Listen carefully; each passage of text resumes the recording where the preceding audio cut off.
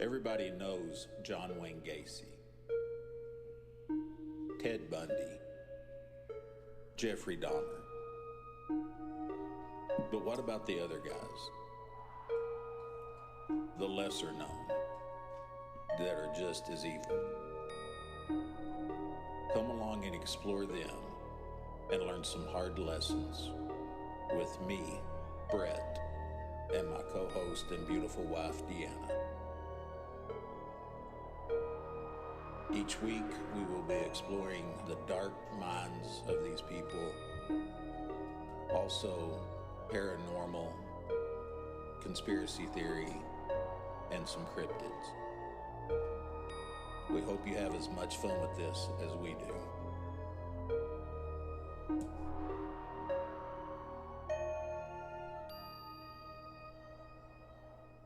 Hey guys, this is Deanna.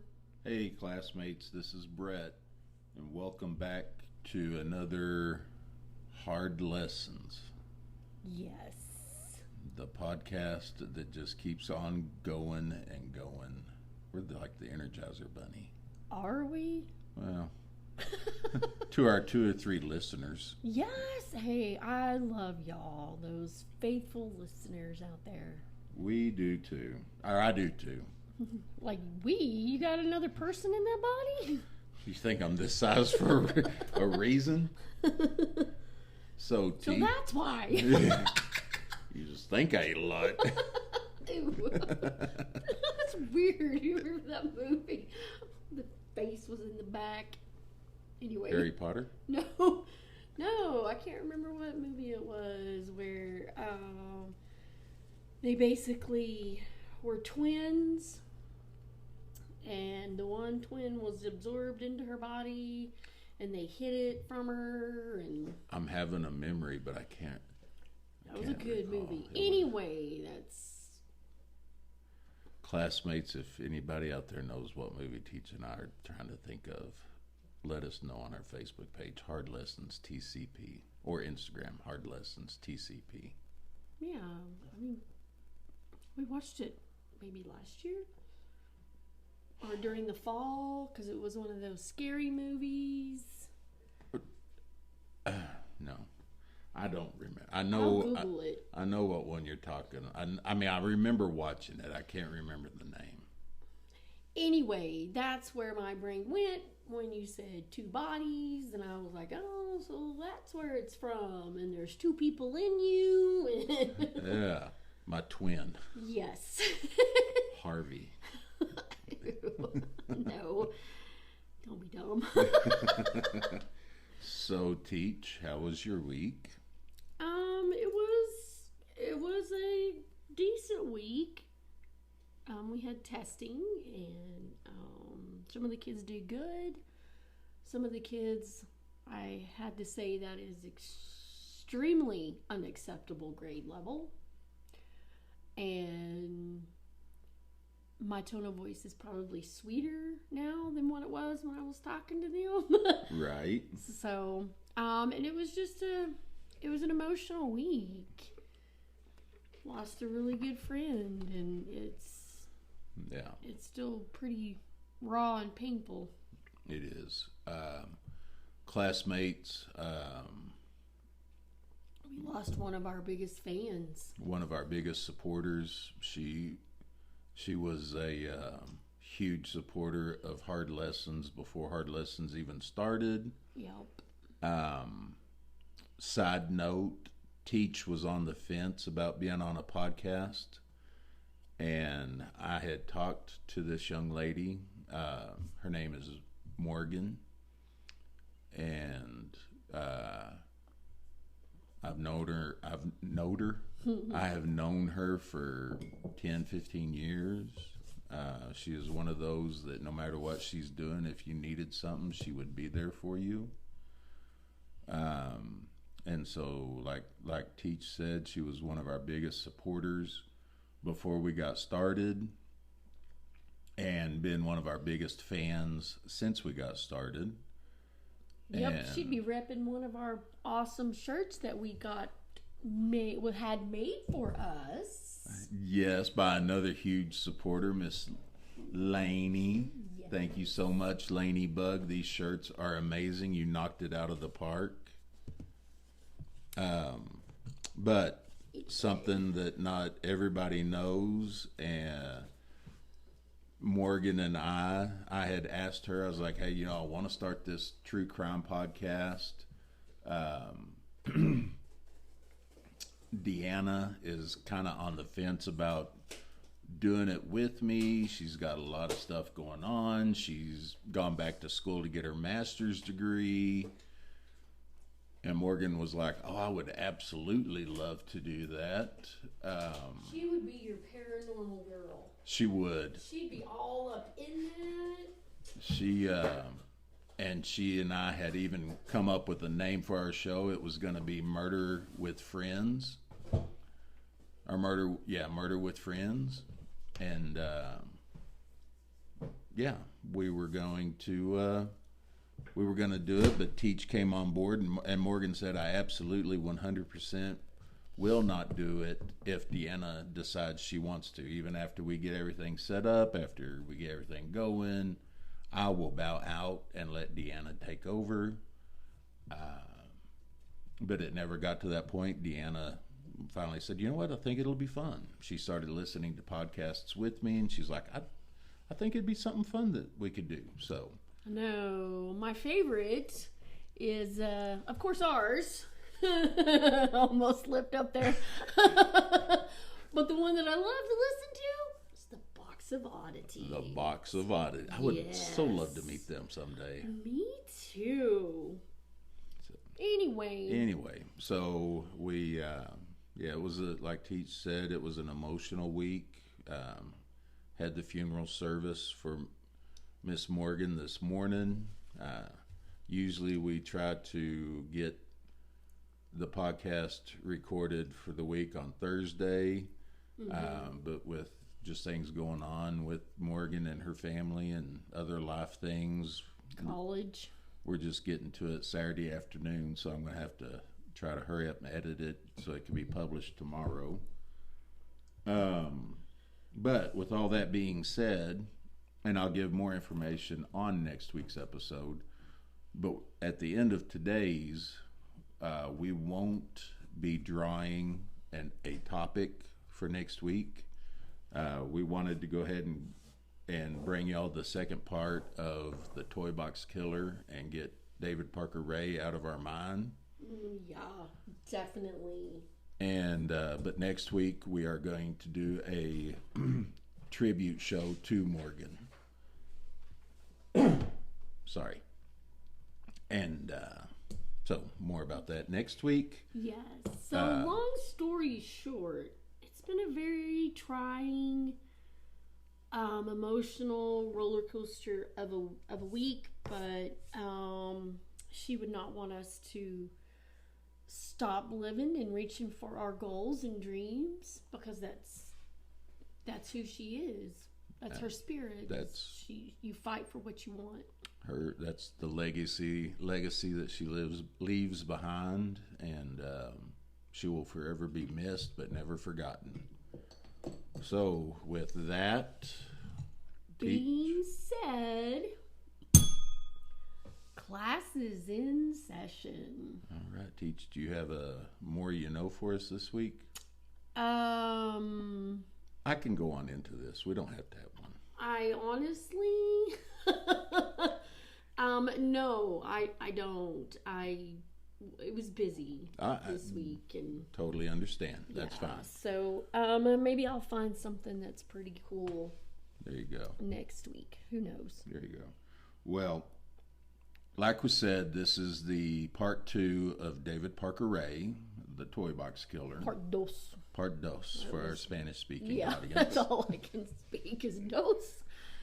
No offense, sorry. None taken. Oh, gotcha. Anyway. Yeah. Anyway. So David, just a little recap. David was brought up horribly, mainly by his grandparents, which they weren't horrible. They were just very strict.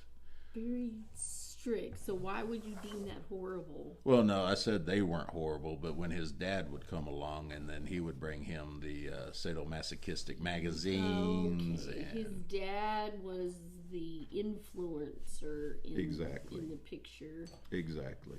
Probably coming along and doing everything opposite of what the grandparents were trying to instill in him, like being a decent human being. That's right. He bought when he became later in life, he bought a semi-trailer.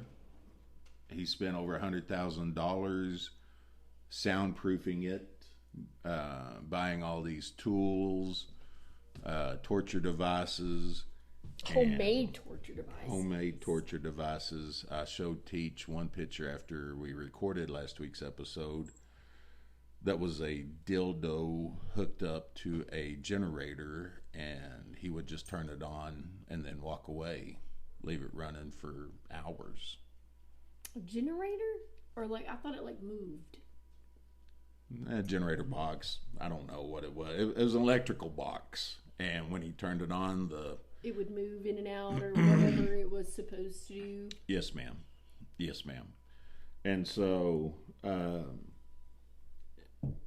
torturing these women, murdering these women, allegedly. Nothing was ever proven there, but we'll get into that here in a little bit. And 3 women actually survived the toy box. I hope they testified against the man. One of them we talked about last week, Cynthia. She endured 3 days worth of torture. She was kidnapped in Albuquerque, New Mexico, and driven back the 147 miles back to Truth or Consequences. And she endured all this torture, all this pain. I'm not going to bring it up again, but the deal with his dog and all the humiliation. Oh, yeah. I forgot about that part. Where there are these sick freaks that would literally come to watch this show. And they How didn't. Coward, like city. Yeah, and they didn't get in trouble because they thought it was all part of the BDSM party. They didn't realize that he had kidnapped all these women. I hope they feel pretty dumb now. I hope so too. All right, so Cynthia has escaped. Good. She is at the hospital. They finally got the chain off of her neck, and from all reports, when they did get the chain off her neck, she threw it across the room.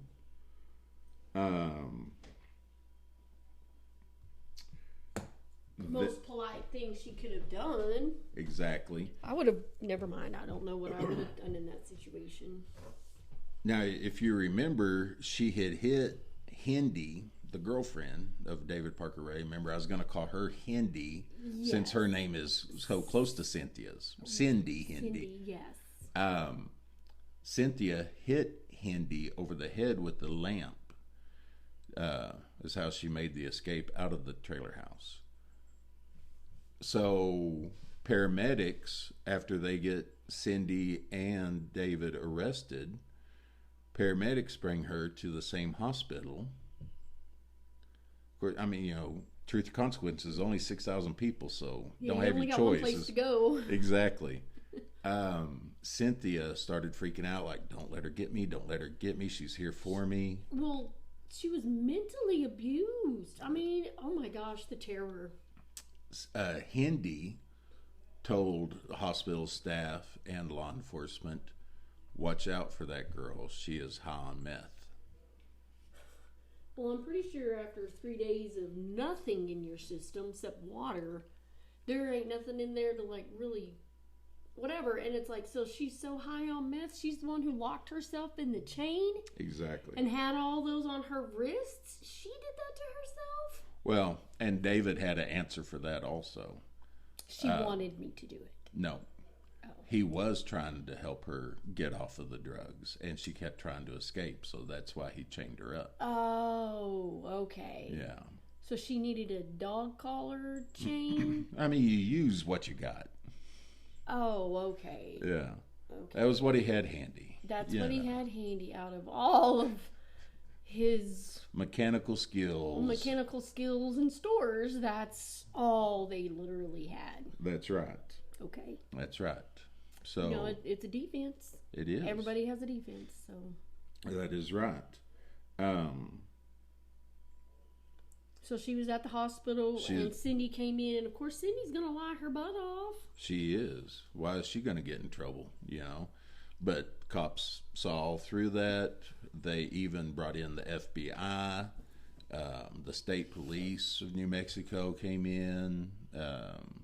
And that's who called in. The FBI was the state police. They were like, whoa.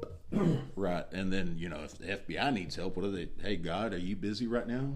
What do they do? Who do they call? Who do they call in for help? The CIA? I mean, what's happening? Exactly.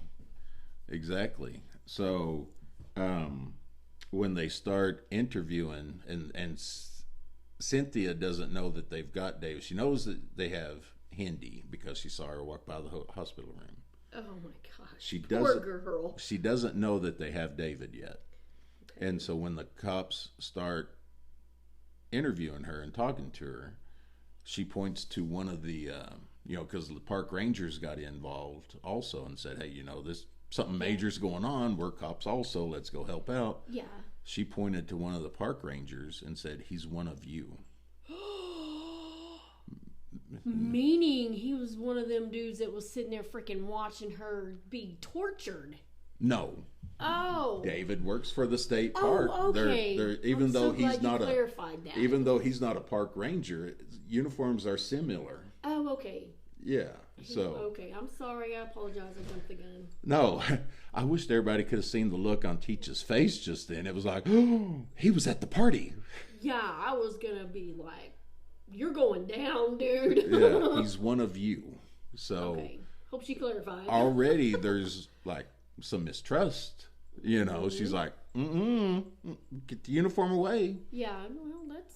And plus no telling what she had gone through in her life before, because she was an admitted drug addict. She was a prostitute. Yep. So no telling what she had gone through. But yes, so there are 2 other survivors to this tale. Okay. Did anything happen in the hospital? No, that's it. That was it. They get Hindi sewn up. They whisk her off back to the interrogation. Keep her and David separated. Well, yeah.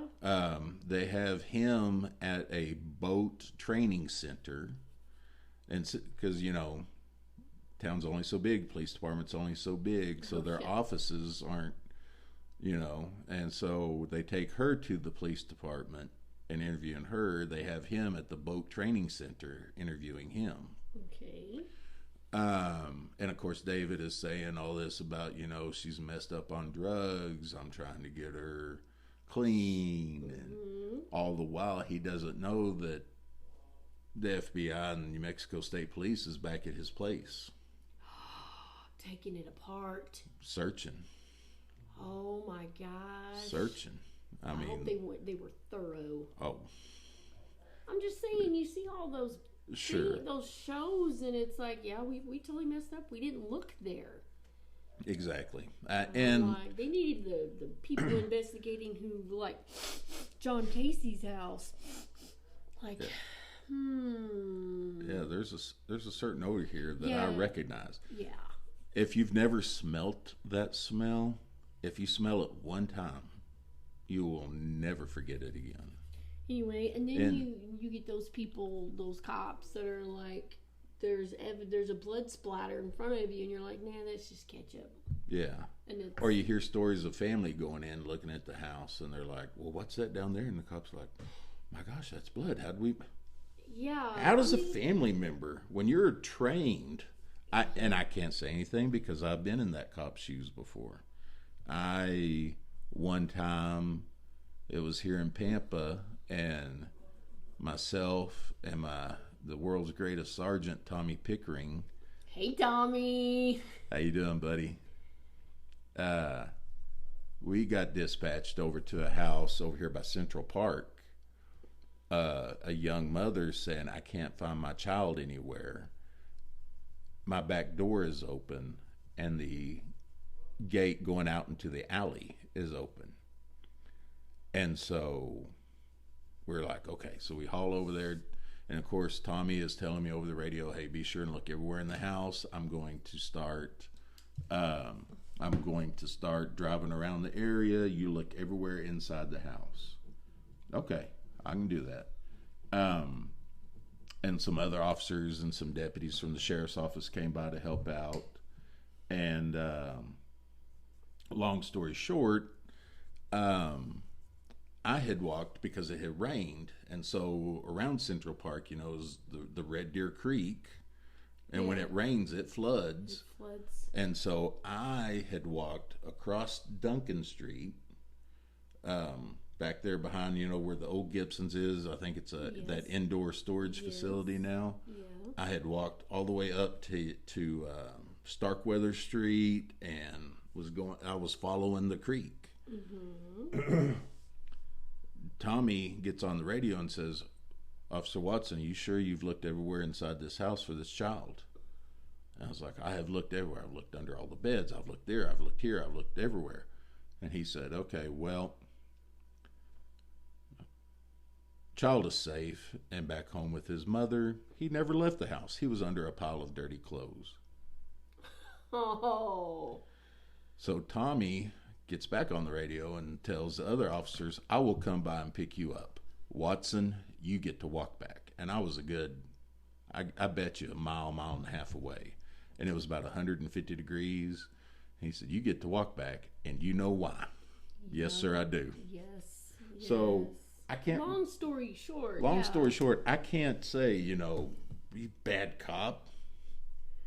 Okay, so the FBI and the state police are at his house doing the search. When actually, I knew that they did a good search because, Seen the videos. Yeah. Yeah. Yeah, they tore that house apart and his toy box. They were about to get the shock of their life. Ooh. And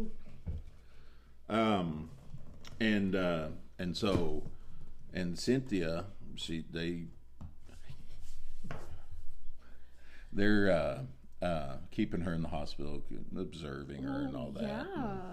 Yeah. She asked for something to eat. They didn't want to give her anything too heavy because it had been a few days.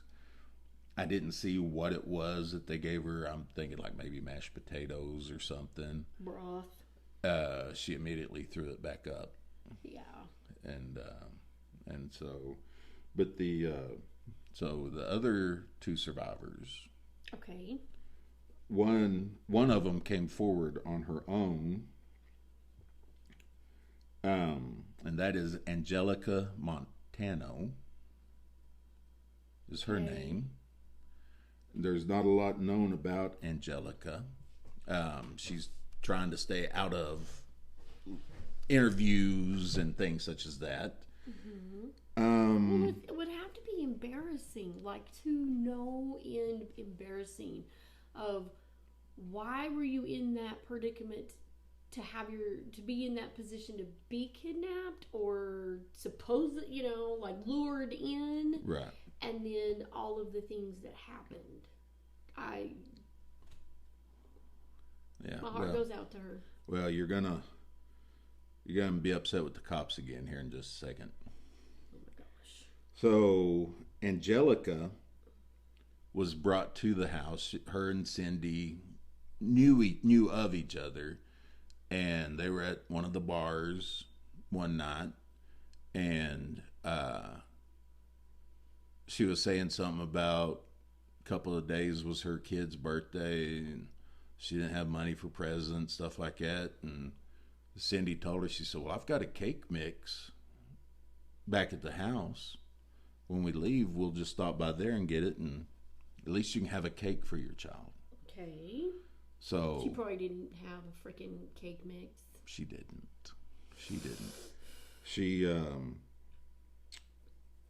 She was held captive for 2 days, drugged, tortured, and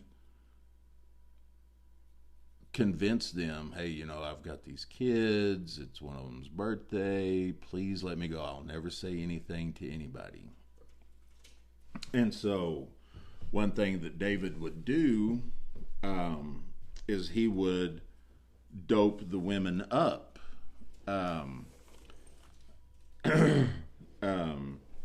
With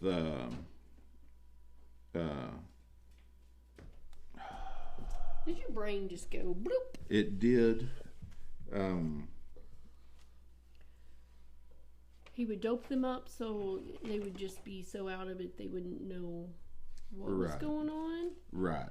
And so he would yeah. So did he just keep her doped instead of like... he would keep them all doped, all of the people. So he shot her some more dope in her. Okay. I can see the name of the drug, but I can't pronounce it without reading it. Okay. And so I apologize for that. Fentobarbital, is that a drug?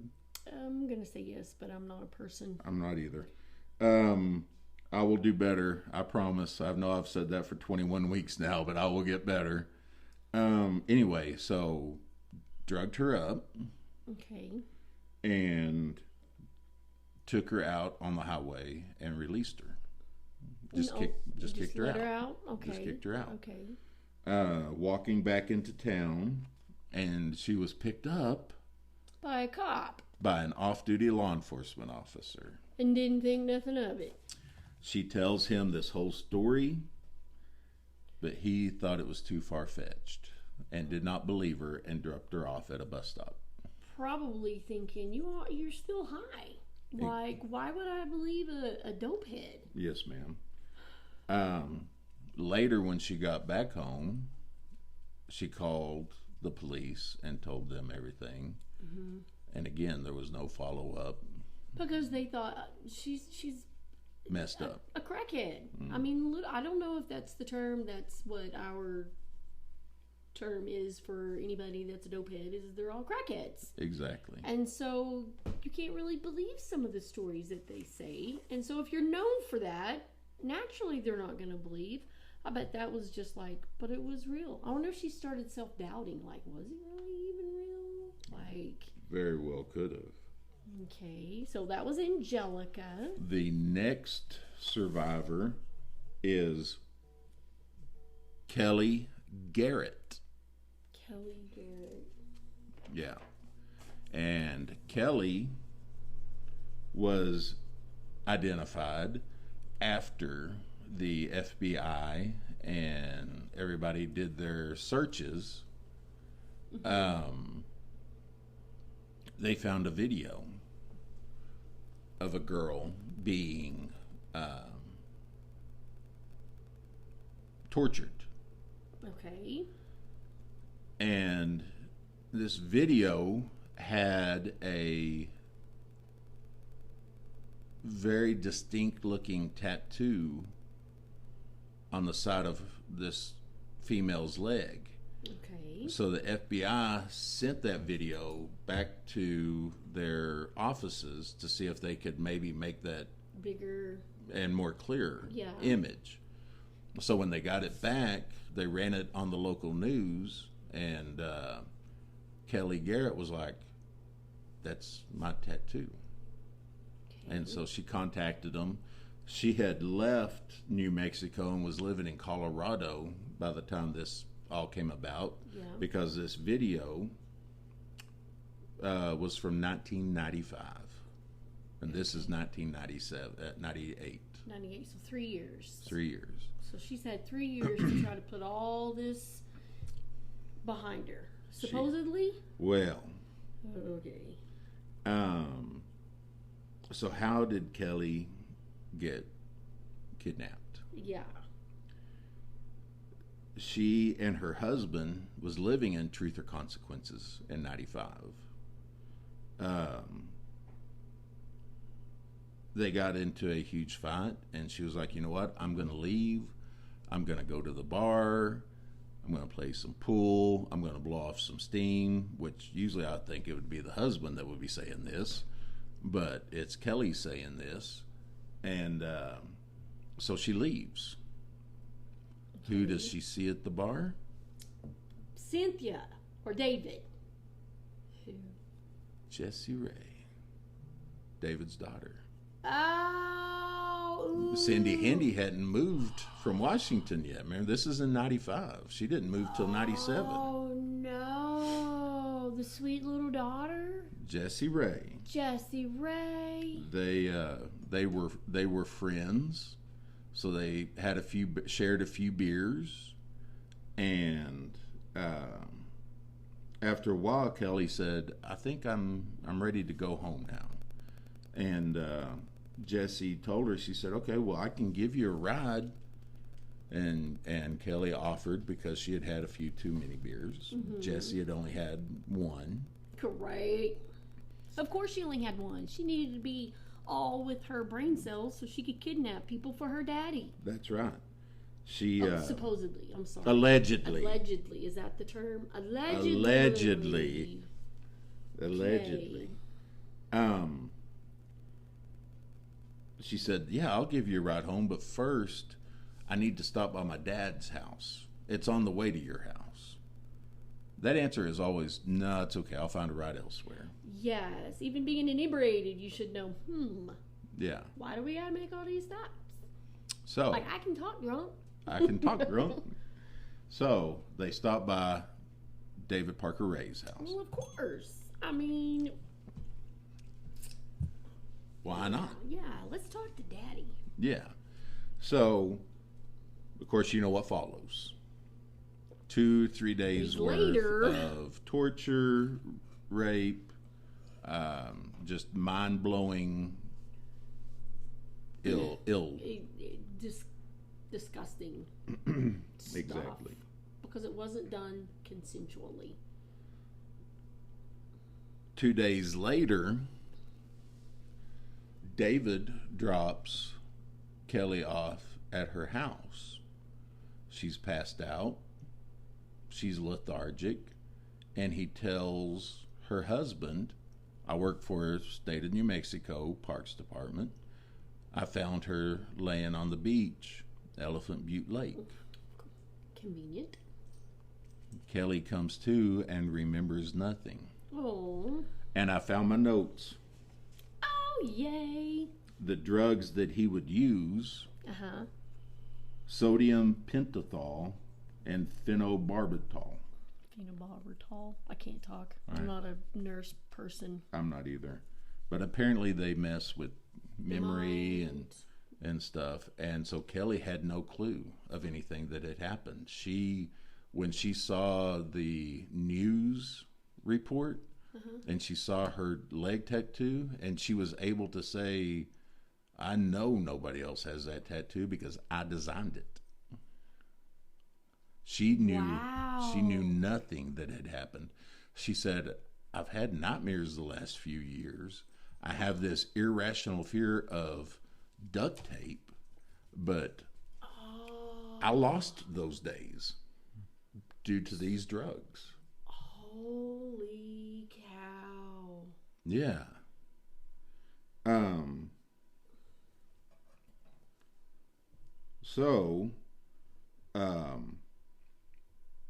But she did testify at court that is her. Okay. And they know David did stuff to her because they found the videotape. They have very clear evidence that it was David and Kelly. So that would be terribly shocking. Not knowing, and then all of a sudden, what?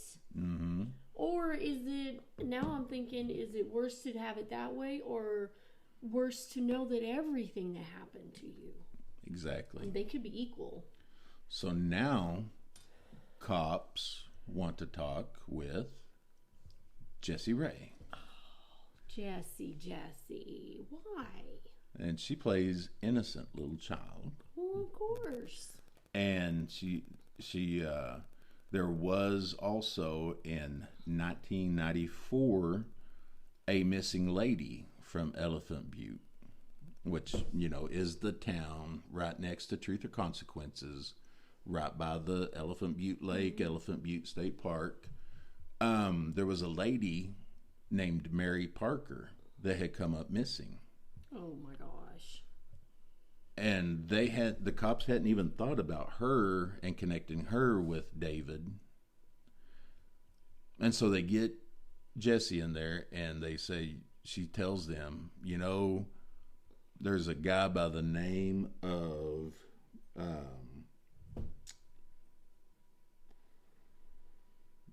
Dennis Yancey that you guys need to talk to about Mary Parker. And so that kind of piques their interest. Well, yeah, another person involved. So, Dennis used to be the boyfriend of Jessie, but they had broke up sometime in the early 90s, 92, 93, something like that. And he started dating Marie Parker. Okay.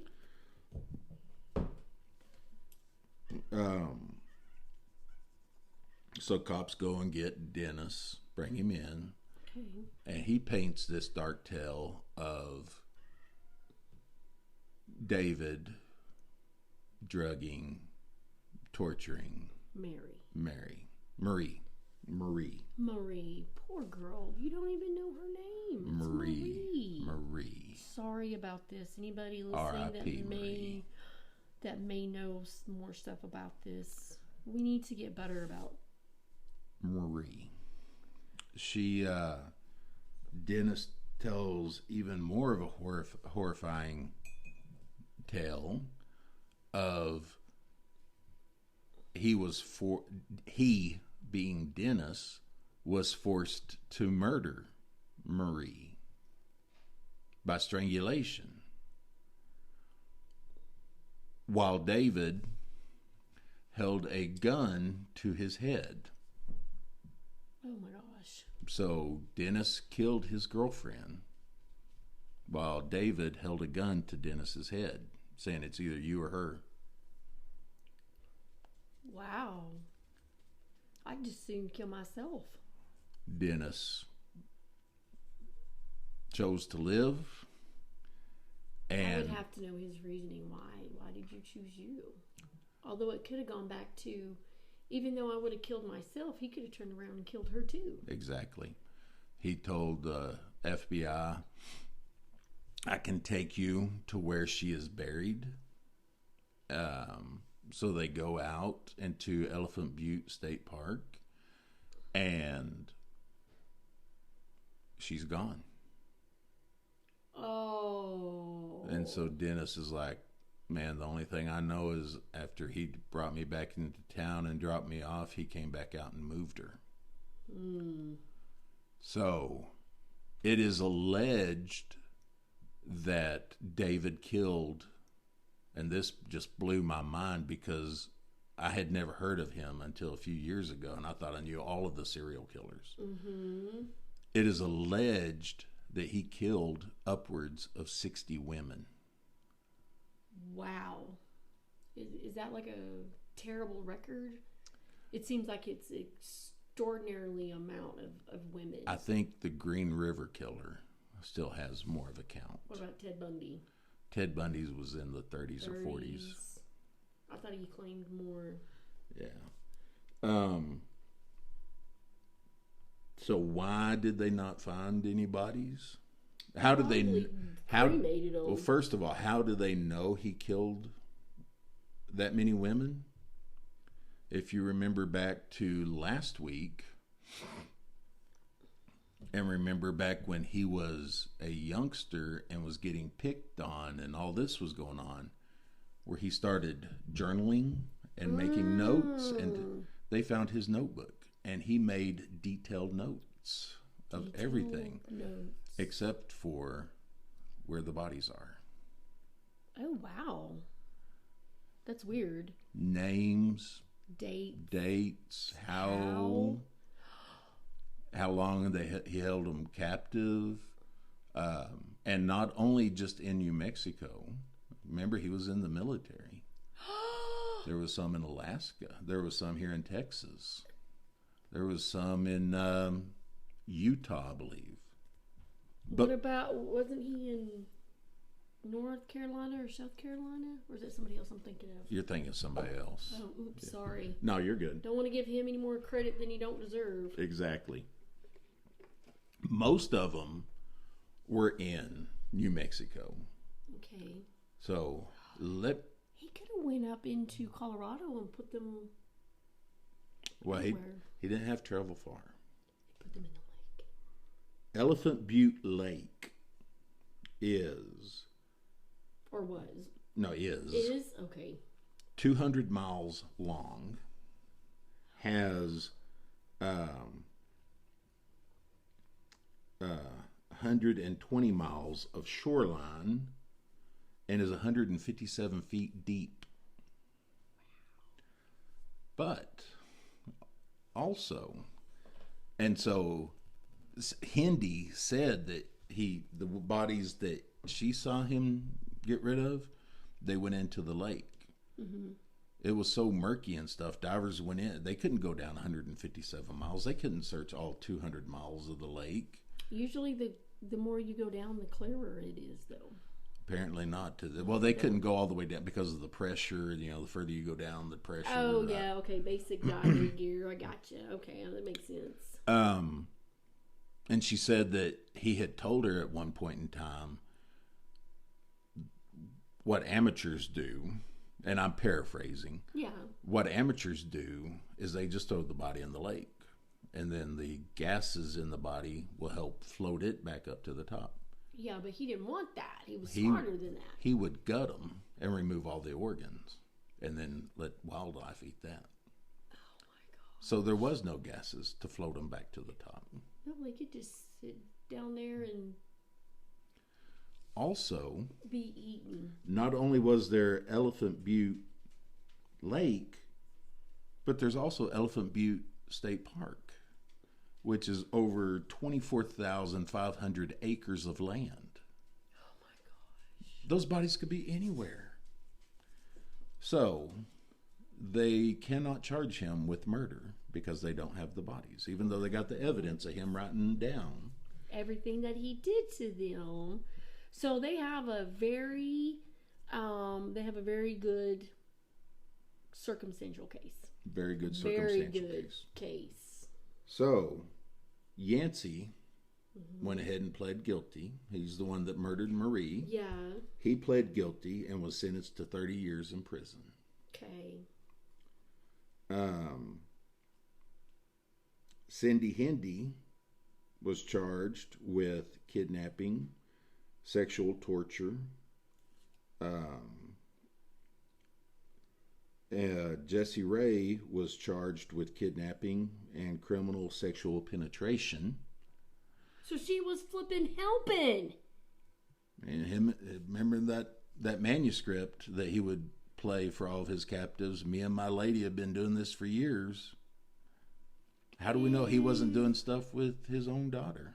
Well, this is true. I mean, I'm not throwing that out there. I don't know. It's a speculation. It's a speculation. And I hope she got some therapy, psychotherapy. David, when he was arrested, he was charged with kidnapping, torture, and rape. Okay. No murder. Well, no, because all they have is that lady. That's right. Cynthia. And then they have the other two that can corroborate, like, yeah, that was done to me too. Exactly. So when it comes to sentencing, Cindy Hindi was sentenced to 30 years in prison. Yeah, you've said that. Okay.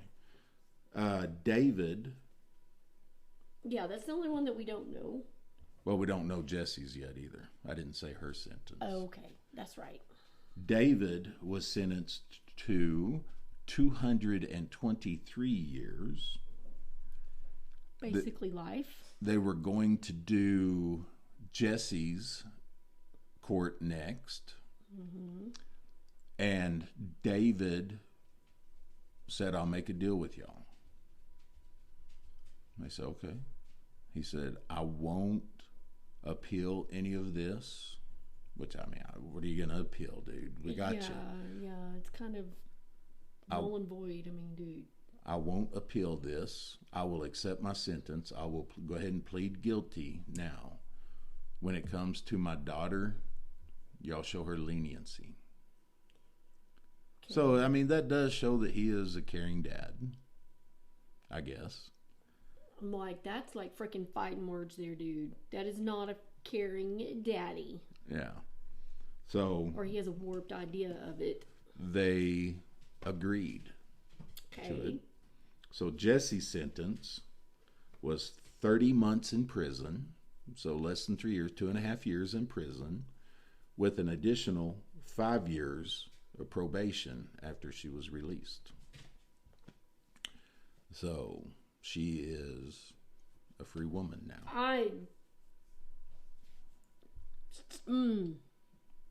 I have bad words that I want to say because that is absolutely ridiculous to have a sentence like that when that woman led those ladies to their demise. Exactly. And freaking participated. But let's not hurt the poor girl. She probably was mentally mind messed with. I almost said another bad word. But, and I get that part. But no. She needed more than that. Yeah. So, we're not done with David yet. Okay, well, let's just get this over with because I'm mad now. 10 months after his arrest, or his sentence, David contacted the FBI. He admitted to murders, and he had said that since I've been in prison, I have given my life to the Lord. And something that he is impressing upon me is I have to let y'all know where the bodies are. So if y'all will come see me, I will lead y'all to the bodies, every one of them. Okay. The day before the FBI was to show up, David had a massive heart attack and died. So they still don't know where those bodies are. I bet you somebody does know, but yet let's not hurt the poor baby Jessie Rae. Let's leave Jessie Rae alone. I bet you she flipping knows. And it did say in the one of the articles that I read that since her release, she has been staying clean and out of the public eye. Well, duh. Yeah. I mean, she could be our next door neighbor. She very well could be our ghost lady over there. No, nice lady. Oh, nice lady. Remember, that's right. we got to change it to nice lady. She's the neighbor nice lady. We don't know her name, but she is really nice. Reason we call her ghost lady, we didn't see her for the first year and a half. Our daughter saw her, our nephew saw her, our son-in-law saw her. And had conversations with her, and yet we didn't see her for the first year and a half. Hear her. We could see lights on in the house, but nothing. Nothing. And then all of a sudden, poof, she shows up, and it's like, what? You're real. She bought us a pizza one night for supper. She did. We really should probably know her name. Neighbor nice lady. Okay, so that is the story of the toy box killer, David Parker Ray. Okay. Any questions, Teach? Yeah, I want to talk to Jessie Rae and see how her life is going now, if she feels any remorse, any guilt, anything. Hey, cousin Leslie, you work for lawyers in New Mexico. Any chance that any of the ones you work with now or worked with in the past work on this case? You know how we could get a hold of Jessie? Text me. You got my number. Let me know. It won't happen, but I just I just don't understand. I don't understand people. I can't either. It's mind blowing how, and you would think from my time in law enforcement that I would have a better understanding of how awful people could be with each other, but it still blows my mind. We will never be able to fathom the psychology of people's brains and why they think and choose the way they do. Even with all the research, even with all the little gadgets and questioning and neuroscience and neurobiologists that are doing things, I, in my heart, believe that nothing will ever be figured out. That's right. I agree. So, bibliography for this episode. Okay. Grunge.com. Now, is that live? Are they credible? Yes. Okay. What happened to the toy box killer's daughter? And that's all they said, that she's out of the limelight now? Well, it talked about her time helping him and stuff like that. You know what I picture her doing? She's living off grid and she just is alone. Very well could be. Maybe that's what I'm hoping. Right. I don't know how exactly to pronounce this one. I'm going to say Dexerto.com. It's Dexerto. Dexerto? Dexerto, maybe, not Dixerto. No, I said Dex. Did it sound like Dix? Yeah. Okay. Dexerto. I was like, did they sell the equipment? Or? Possibly.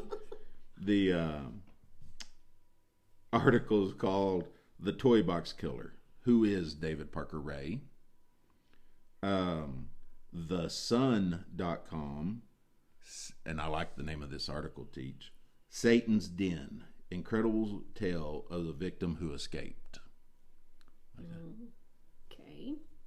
And the last one, allthat'sinteresting.com, how Cindy Hendy helped the toy box killer. I just... Oh! Are they still in prison or are they out now? Who's that? Cindy Hendy.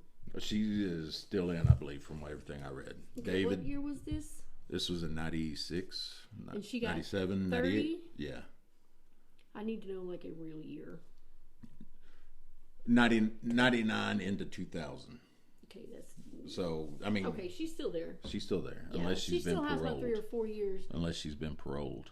I think I need to know this because it really terrifies me that people out there like this are just walking around. Did they change their life? I'm a big action person. I need to see you in action in public. Exactly. One other thing that I meant to say, I didn't have it written down, but one other thing I meant to say, in the mid-90s, a popular little blue pill came out for guys. Yeah, that makes them go swing. Viagra. Was he an active prescription holder? No. But he did call the Viagra company, the hotline, and the poor operator that answered, he said, "Will this help me have normal sex to where I don't have to hurt my partner anymore?"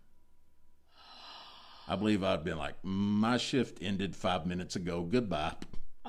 Let me get you in touch with the pharmaceutical psychologist, and they can help you figure this out because that is not in my job description.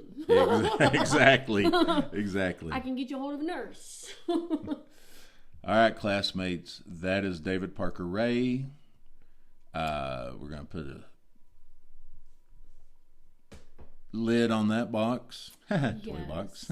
Nail in that coffin. And then we're going to put a nail in that coffin. And pray, Lord, have mercy on his soul. Absolutely. And then we will see you guys next week with the memorial episode to Morgan. Yes. Can't wait. Can't wait. Leave you with some final words.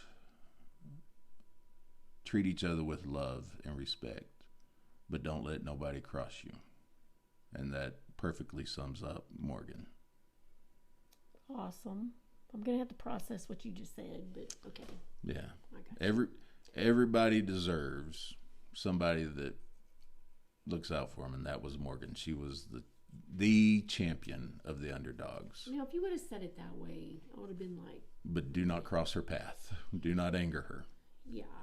She will hit you like a grown man. I wish I had that fire. All right, classmates, we love y'all. Love you. Class is dismissed.